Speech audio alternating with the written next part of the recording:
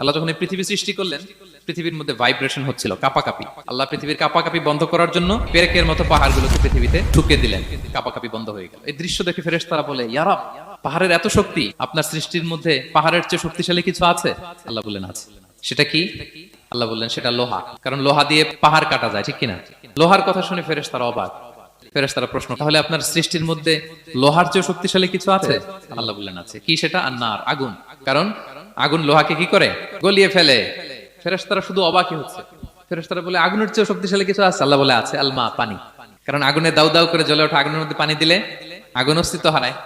ফেরেশতারা শুধু অবাকই হচ্ছে। তারা বলে, তাহলে পানির চেয়ে শক্তিশালী কিছু আছে? আল্লাহ বলেন আছে, আর রিহ, বাতাস। কারণ বাতাস পানিকে একদিক থেকে আরেক দিকে নিয়ে যায়। জলের মধ্যে বায়ুর উচ্ছ্বাস লাগলে জলোচ্ছ্বাস তৈরি হয়, ঠিক কিনা?